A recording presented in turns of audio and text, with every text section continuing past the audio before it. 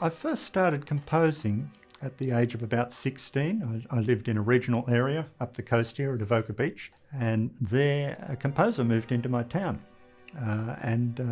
So I went and took private lessons, and after the first lesson I thought, this is what I want to be.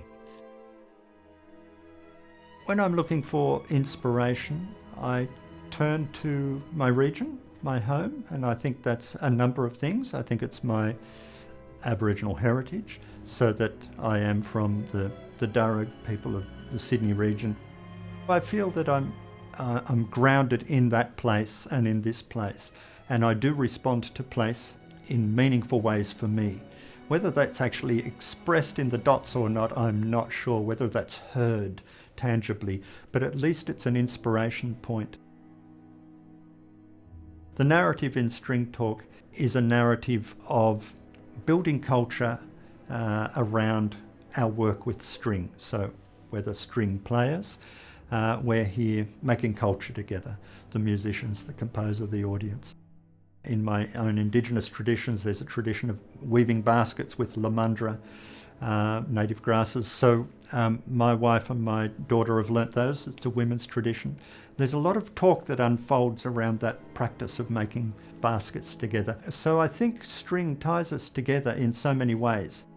We make culture when we're involved with string. So I looked at it from that perspective and really brought a breadth into what I was trying to express, I suppose.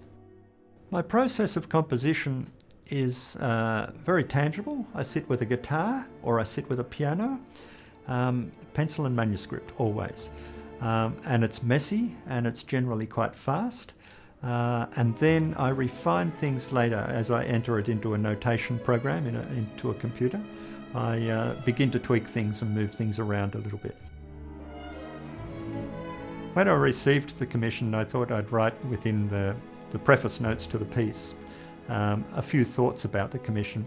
So I said that the Sydney Symphony had really stepped up in commissioning 50 composers and shorter works, and we get to hear through that kind of commissioning many new voices from many diverse peoples and diverse places in Australia.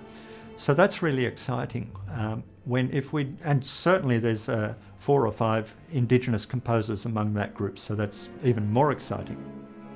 I think it's exciting not just for those composers, but exciting for Australian music to be engaging with Indigenous composers. And it's also investing in the wealth of culture that Indigenous peoples can bring to the broader art music scene.